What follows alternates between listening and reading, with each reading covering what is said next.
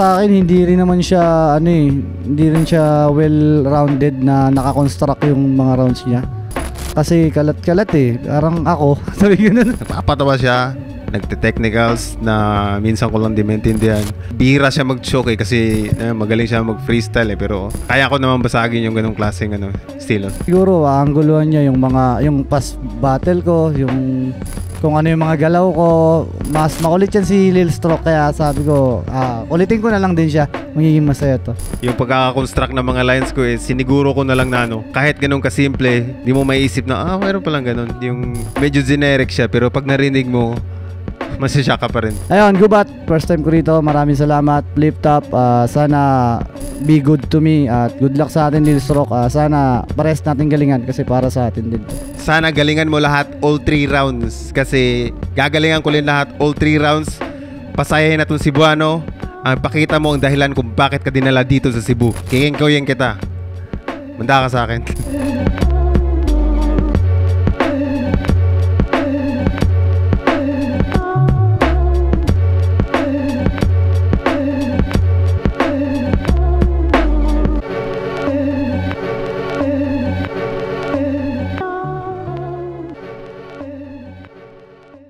Sumama ka sa akin at takasan natin ang magulong mundo. Oo, ikaw lamang at ako. Kalimutan natin ang mga problema.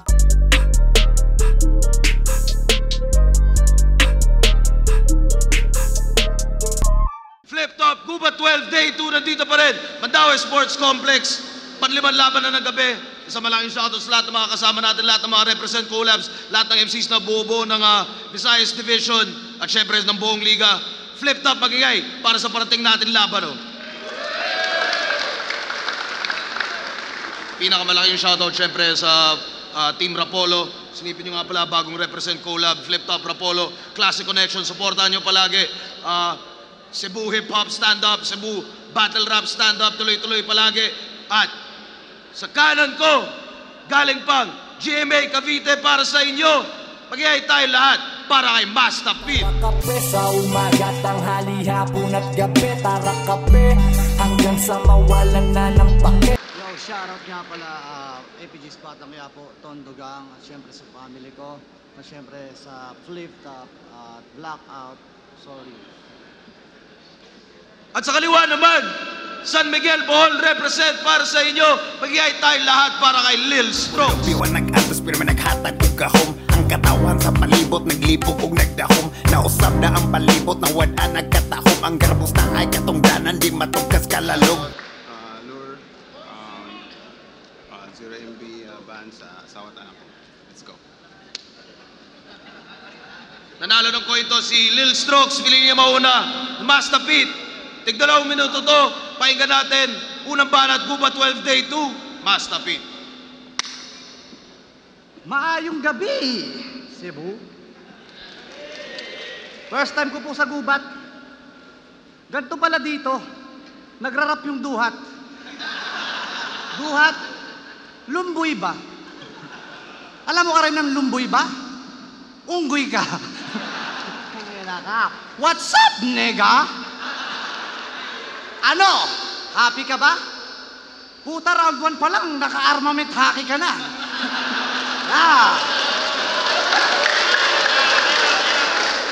Hoy, Blackjack! Mukha kang piniritong balot pag wala kang snapback. Kumpara sa mga battle mo, mas marami pa yung views mo sa Black Dot. Pero shut up. Walang may paki sa titi mo. Ha? Sanginan to, siya daw ang itim na Nazareno. Baka nagbibiro ka. Self-proclaim na Black Nazarene, wala, pura luka. Tangina ka, talagang mapepersona ng grata ka hindi lang dito sa Cebu.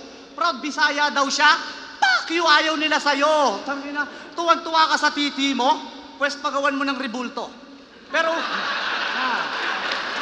pwes pagawan mo ng ribulto. Pero labas na natin yung pagiging Bisaya mo, pero yun, kasi yun ay malaking insulto. Oo, sa mga MCs ng Visayas, Mindanao, lalo na sa kanila. Ikaw yung bumababoy ng himay at kulturang itinataguyod nila. Tangina, kasi tinataboy na rin itong season na si Buhol sa... Tangina mo. Yan, ikaw yung bumababoy ng imaya at kulturang minamahal nila. Kaya sige, matanong ko lang Cebu. Proud ba kayo na i-represent netong pervert na supot? Kung nakakalusot ka sa Lapu-Lapu Airport dito sa Mandaue, huwag kang lalapok-lapok. Kasi tinataboy na rin sa buhol tong si Sunog. Kaya kahit pagbali-balik na rin o pagbuhol-buhulin, uwi kang may sama ng loob. Buhol, loob, angkat mo sa lublob. Walang respeto sa nanay. Giatay ka gago.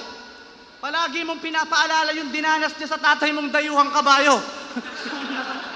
Nakina mo, hindi mo ba naiisip? Tuwing magpe-flex ka ng titi mo, bumabalik sa alaala ng asawa mo kung paano mo siya pinunit.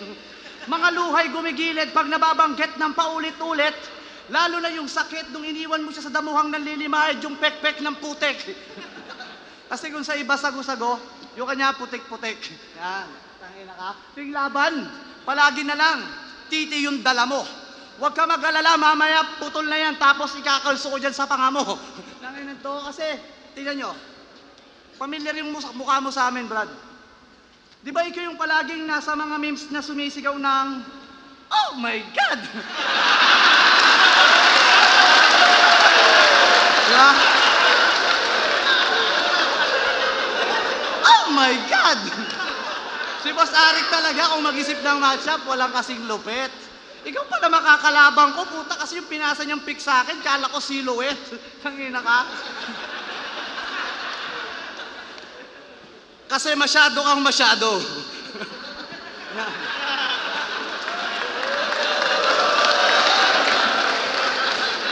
Kasi masyado kang masyado. Pero yung humor ko in common. Hindi ka negrong Bisaya. Mukha kang fake Mormon. Alam niyo yun? Yung mga nagbabaybay. Tingnan mo. Mukha kang fake Mormon. Ha? Mukha kang nagpapanggap na pastor kasi wala kang maipastol. Pinakamalakas daw ng Bohol, baka pinakamalakas ang Baktol. Napanood ka lang naman ni Enigma sa TV Patrol at naisip niyang ikaw na lang yung rapper ng Bohol kaya tuwing gubat ikaw yung ginagawa niyang pang-troll. Kaya mo yun, tol? Malamang hindi. Kasi yung IQ mo parang matres ng asawa mo mababa pa sa binte. Ha? Ano? Pag tinalo kita, mabangis na ba ako? Gago, parang ang nagrarap na matamis na bao.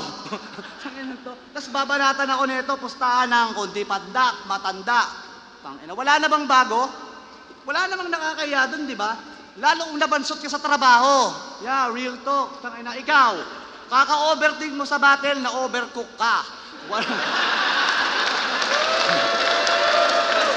Kaka-overthink mo sa battle na overcook ka. Walang husay tapos kulay palang tangina, pabulok na. Penoy ka pa lang habang ako mabuhok na, kaya deserve mong bastusin kasi nga matilok ka. Kaya, kakant yung asawa mo. Hindi, wag na. Di ba malaki ang ibig sabihin yung maluwag na? Kaya ako inutal-utal para maulol ka. Gamit ang punyal, mas maganda yung mapurol na. Supot na imural at nagkukupal pa.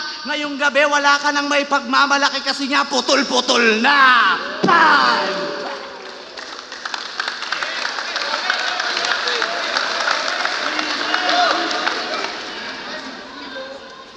Di sa pangmamaliit ha, malaking respeto ko sa duwending to.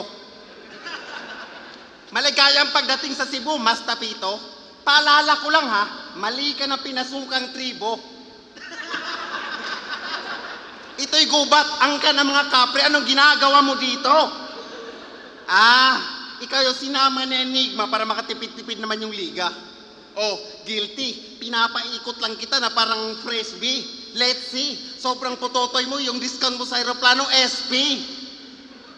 OSP. Kasi 40 ka na, di ka pa rin lumalaki.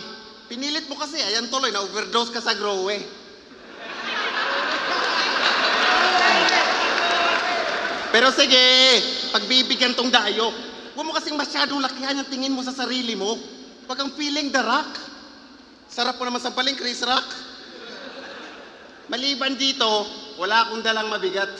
Kahit kalaban ko ay sikat sapagkat isang ganto ko lang, gets na ng lahat.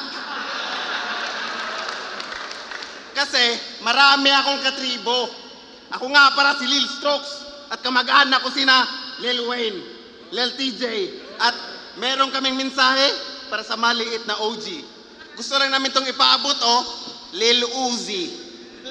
Siya nga pala, di mo pala abot. Or pwede rin, ganito na lang yung pagkasa para slantran yung sagot. First skill, second skill, third skill, yung mga bara, planado yung contribution. Kaya pag ako nag-SS, ito yung contribution. Di ba freestyler ka? Kaya napakadali sa kanya yung pagribat. Sabi mo kay Husky, ano pa? Mastafit, maliit, pandak, wala ka pa rin ligtas. Di ka binaboynas. Babanatan mo ako ng ganung bagay, lamang ka lang sa akin ng 2 medyas. Ha? Lamang ng 2 medyas? Isa kang dugyot na hoodlum. So pwede mo sabihin sa akin na lamang lang ako ng 2 kondom. Ganon. Tingin mo maniniwala yung mga yan? Sabi nila pag nagbaboxer ako, exciting. Hindi ako nagko-condom, exempted ako sa sizing. Kaya paring Masta, for safety purposes, sana naman hindi malas. Walang kakasyang kondom sa akin, kaya pahiram nung 2 medyas. Mas mahaba pa to sa'yo.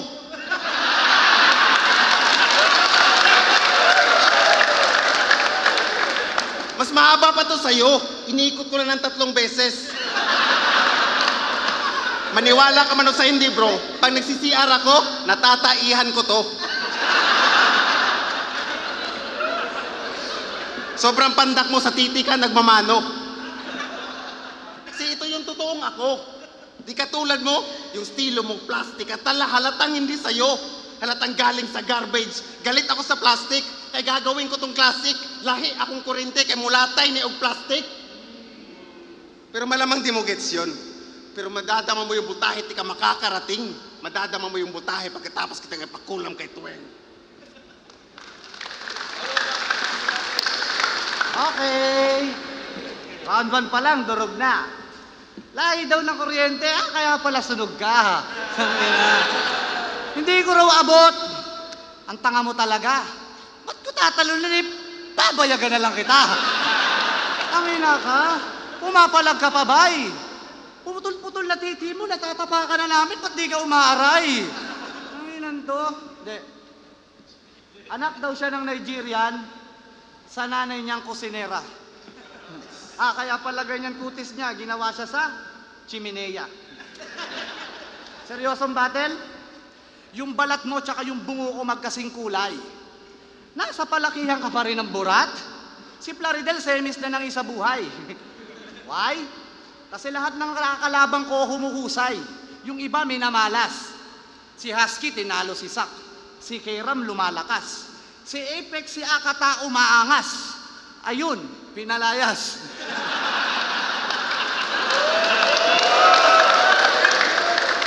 Kaya ikaw pagtapos nito, mamili ka ng gagawin mo.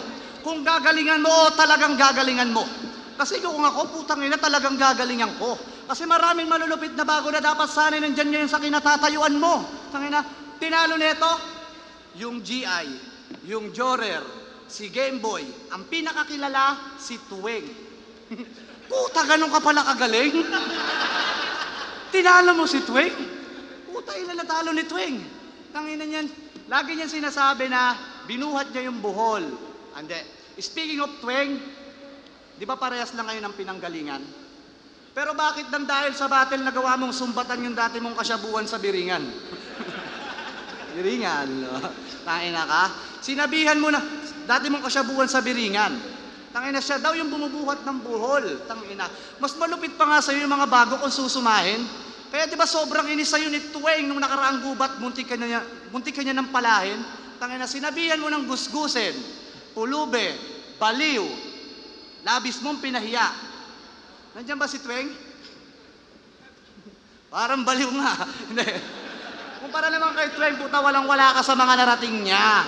Tangina. Hindi mo naisip na para makapalag sa akin, kakailanganin mo yung mga anting-anting niya. Nakapasok ka lang sa flip-top, tingin mo sa mentor mo, may tililing na. Siya daw yung itim na nasa reno na umikinang. Ha! Kingina mo ka. Tangina. Kasi paano ba nakapasok to? Malakas ba yung backer mo? Puta, kahit freestyle lang, ever ready, patay to sa akin Black Panther nyo. Ever ready? Black Panther? Yun yung linya niyang pang walang utak. Ako, when it comes to rap, kaya kong tumugma habang nakikipag-usap. Kaya, rumespeto ka sa kapitan mo, Yusap.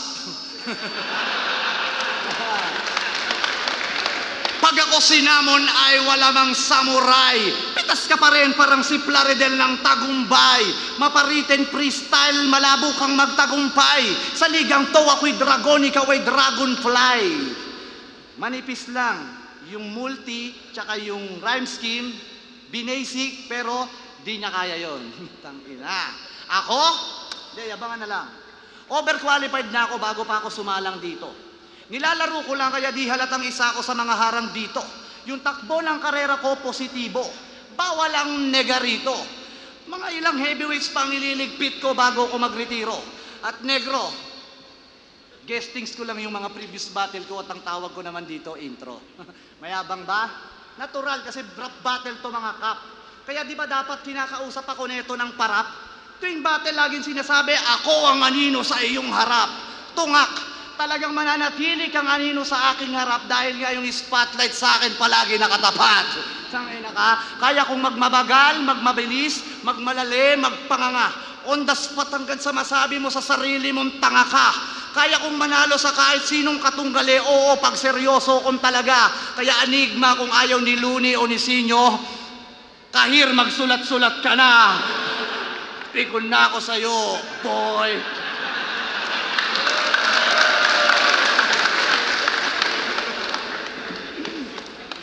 Yo! May mga kamag-anak to dito sa Cebu eh. Pero ang pagkikita nila ni Pito, hindi nila ginagalak. Cebu City to, tapos yung pasalubong mo galing Manila, utap. Kaya matagal na silang walang kibo ng asawa niya eh, kasi ayaw niya raw may storbo. Alam niyo bang napakaganda ng anak nito? Huwag kang mayabang, Pito. Pasalamat ka, niloko ka nun ng asawa mo. At alam mo ba nung araw, yung mga magulang mo palipat-lipat ang tirahan kasi lagi mo silang natatagpuan. Di ka kasi nila gustong bilang anak, gusto nila magkakilala lang. Maliit na gurang. Yung mga nagmamano sa'yo nun, mas nauna pa sa'yo sa karera, puro kaadikan kasi pinapamalas. Literally. Ikaw yung may shortest hand pero nauubusan ka na ng oras. Mahaba, maikli. Di lumago sa init, mga baray pinipilit. Ako, I'm trying to reach the limit but there's no vertical limit. I got the longest hand, kaya see you in a minute. Oh, ito shots fired. Or pwede ring warning. Kahit kaedad mo yung karma, kahit papalapit na yung oras mo, hindi ka nakakaalarma. Tapos gusto pang maging isa buhay champion, igurang ka na. Sa bagay, libre mangarap sa mundo, pero di mo makukuha yung ring, bro, at maghintay ka pa sa turn mo. Kaedad mo si Basilio. Batas, tuwing at GI. Alam mo ba kung bakit ko nabisto? Nag-upload kasi si GI ng Alumni Peak Batch 1972. At andun ka sa harap. At ikaw yung pinaka... basta short ako sa oras. At ang malala pa doon, 1972 pa yun, pero ikaw yung tito nila doon. At pag uwi nito sa Maynila, magla-live na naman to sa kwarto niya. At sisigaw na naman to ng mastapit lang sa kalam. Gago, sobrang pandak mo. Pag umuulan, ikaw yung huling nakakaalam. O baka pumalag. Okay lang. Maliliit lang naman yung mga daliri. Natakot lang ako baka tumalon siya. Masuntok ako sa titi. Siguro pag naging kapitbahay kita, habang buhay kitang lalaitin. Gagala ako sa gabi kung kailan ako malakas. Tapos pag nakita kitang lumabas, lalaitin kita ng malakas. Nakakagigil ka lang kasi, Pito. Ganito kasi yung mga itsura ng mga naniningil ng parking sa open merkado. Gago, inspirado masyado. Huwag niyo ako sinisingil, hindi ako Amerikano. Hindi ako marunong mag-English eh. But fuck this faggot. You know that accepting this match is a suicide. Fuck you, Seven. Nagbalat, pahinga natin. Wala, puro titi ang puta. Pinutol lang nga eh, pinaglalaban mo pa. Bakit ba puro titi ka, tropa? Baka nakakalimutan mo yung kaharap mo, goma-goma ha. Country na. Okay. Kung usaping rap, yung agwat natin malabo pa sa malayo. Ikaw na nagsabi na artista na, pero yung gutom at pagmamahal sa battle, hindi ko pa rin maitago. Na ospital na baon sa utang pero di ako nagpadaig. Sinabihan pang pinagpapalit yung liga sa ibang liga, putang ina. Ganun magparinig. Di ba, boss? Tang ina. Bumabattle ka for fame, sa akin cravings na lang. Ang layo ng agwat natin, boy. Ratings pa lang. Parang Batang Quiapo versus maging sino ka man. Yan. Pero pwede ka sa Batang Quiapo. Doon sa bilyaran nila Santino, ikaw yung gagawing tako. Binastos mo yung Nazareno, yung kaligtasan mo, di namin maipapangako. Kaya pag nakapitan ka ng tondogang gago, sa pader ka namin ipapako. Tangina ka. Tingin mo dito, big break. Tingin ko dito, pampahulas. Parang sinampal mo si Tindeng, kaya tanggal ka na bukas. Kung si Enigma yung Coco Martin ng liga, siya naman si David na palaging pabida. Bading na akala nyo lang paniga-niga, yung damdamin naman pala ay may pagkamaldita. Talagang blackjack matters, niga. Yeah, blackjack matters, niga. Bengkong na yung mukha mo, kakasya bumutropa. Parang nakangangang bota, kaya ang lumalabas ay amoy sunog na goma. Malabo kang maging mukha ng mga Boholano at Boholana, at isa pa, hindi yung maruming titi mo ang pinunta rito ng mga Cebuana. Ha? Tangina kaya, all hail to Enigma. Yan, di boss, malinis yung titi yan, sabi ni Jojo. Di ba, malinis? Doon na kayo sa malinis. Tangina. Para sa pamilya kaya nagbubuwis ng dugo, nakahandang sumalo ng bala, patalim mo palaso. Ingat ka lalo kapag nagtali na ng panyo, mabae pero pag-away na nag-iibang anyo. Yun ang berso ni Pito ng Batang Tundo, yung minamaliit mo napapanood na sa buong mundo. Hindi porket pinatulang kita, kala mo ang lupit mo, baka ikaw pa yung puwetang ko habang nakaluhod sa munggo. Tas may nakapatong pa na libro. Yan. Yung rounds ko parang branded. Solido pagkaka-welding. Round 1, egocentric. Round 2, Black Manila. Round 3, real jokes clothing. Meron pang dressing. Rap and roll clothing, Papa Kels, Crown Manila ni Utol Manning, lahat ng sumusuportang clothing, ikaw talo ka pa rin kahit mag-shoutout na lang ako hanggang ending. Ha? Ano? May nakalimutan ba? Yun. Mabilis ko lang naalala. Shoutout niya pala sa pinakamalupit na hype beat ni Papa Benji Rayala. Nag-shoutout lang ako, di ako nag-shoutout kanina. Kaya paano mananalo tong kamoteng napakalutong, kahit isang pulutong kayo sa isang malukong, ay parang nangatalang ako ng nagaraya. Puputi lang yung uwak, ganun pa rin, di mo ko kaya. Ha? Tangina kasi yung mga banatan niya, talagang pang pageant, brother. Ako si Joy Boy ng Boyd Century, mala ancient rapper. Yeah, tangina ako ang nagsulat ng national anthem. Gamit ang kaalaman, tinanggalan ko ng gallbladder si Harlem. Yan. Nasa akin ang blueprint ng pyramid sa Egypt.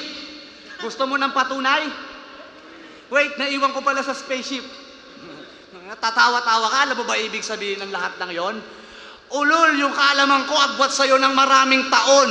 Tangina, nakita na kita dati, nasa loob ka pa lang ng garapon. Aksidente kong nailagay sa capsule na sinasakyan ni GL, kaya nandito ka ngayon.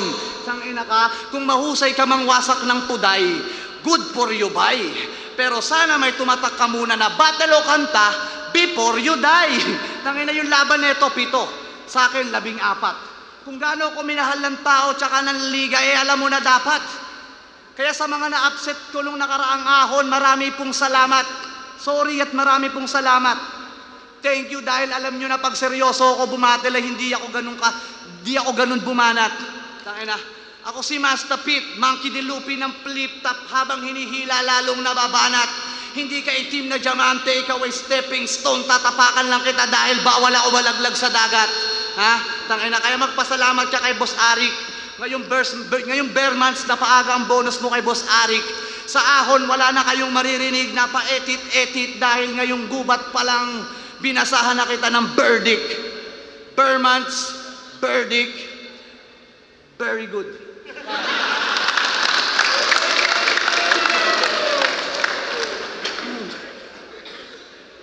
Yaw! Yung mga pinagsasabi mo sa akin, narinig ko na yan lahat since grade 1 pa. Itanim mo to sa kokote mo.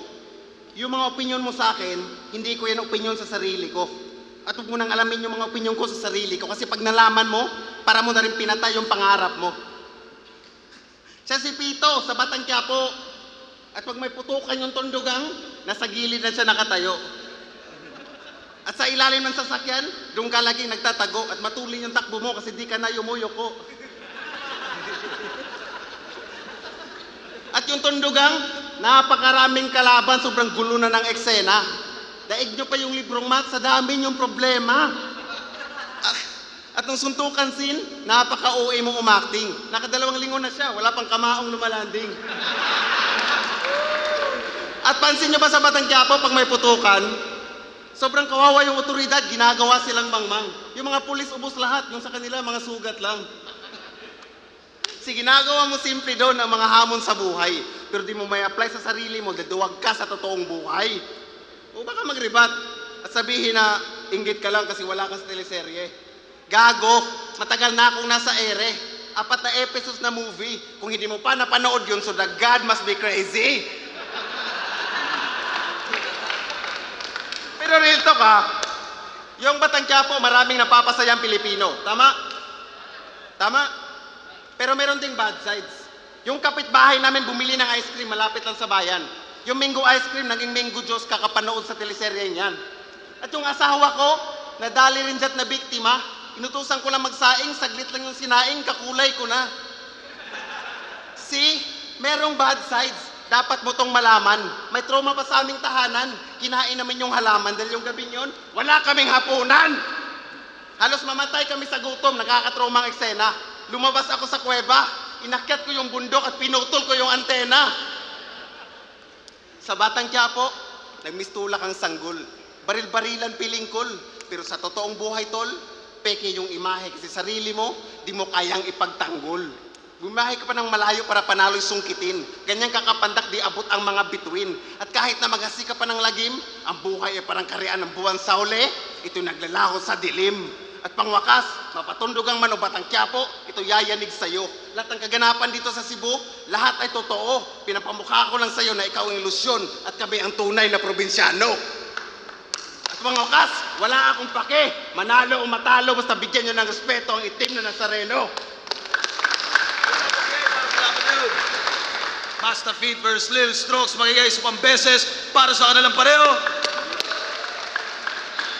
Ang boto ng Murado, 4-1, magigay para kay Master Feet. Thank you. Lil Stroke, shoutout sa family ko. Maraming salamat sa Cebu. Thank you palagi kay Sir Louie. Salamat sa dahil pinayagan nyo kami. I miss you guys. Lil Stroke, thank you man. Shoutout sa asawa at anak ko, kay Bus Wilson nandyan, at sa lahat ng Cebuano, Jay Black, ayun, binota ko si Master Feet. Napaka-entertaining na laban, pero para sa akin, mas nadala ni Master Feet ang buong performance, overall performance. Master Feet talaga yung mas nangibabaw experience yun. Pero ang lupit pa rin ni Lil Stroke, pero sa gabi na to, mas nangibabaw lang si Master Feet. Yo, Nikki, binoto ko all 3 rounds para kay Master Feet. Master Feet, mas entertaining yung handa niya kaysa kay Strokes. Binoto ko all 3 rounds. MP3, ako lang yung bumoto kay Lil Strokes. Tingin ko kasi round 1 kay Lil Strokes yun. Pero sa round 2, kay Master. So round 3 yung naging deciding factor sa akin. At para sa akin, mas bumenta yung kay Lil Strokes. So, yeah, Lil Strokes yung boto. Dictus Longo po. Para sa akin, round 1 pantay. Pareho silang nagsimula na malakas. Yung comedy ni Master Feet, syempre, classic. Kay Lil Strokes din. Pero sa round 2, pareho silang medyo lumaylay ng konti. Pero para sa akin, medyo lumamang nag-edge si Master Feet ng konti doon sa round 2. Sa round 3 naman, ganun pa rin si Lil Strokes. Si Master Feet, may mga sumusuntok na. Tapos para sa akin, mas natapos niya na maayos. Mas maganda yung ender niya sa round 3 compared kay Lil Strokes. Kaya para sa akin, 1 tie, 2, 3 Master Feet. Yo, Ilaya Uprising, binoto ko si Master Feet. Dito sa laban na to, kitang-kita yung pagkamama ni Master Feet. Labas na labas yung pagiging veterano niya versus kay Lil Strokes. Although maganda rin yung performance ni Lil Strokes, flawless din. Pero yun nga, nangibabaw talaga yung pagiging mama at veterano ni Master Feet. Yeah, Master Feet. Congrats sa kanilang dalawa.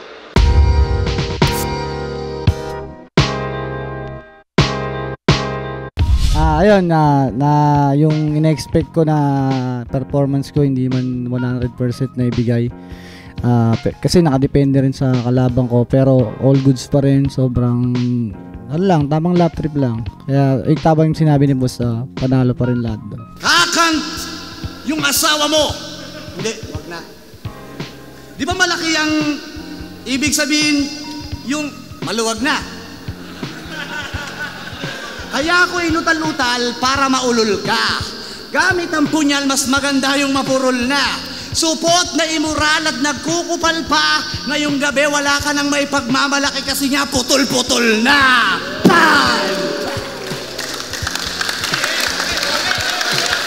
Yung style niya kasi basa ko na.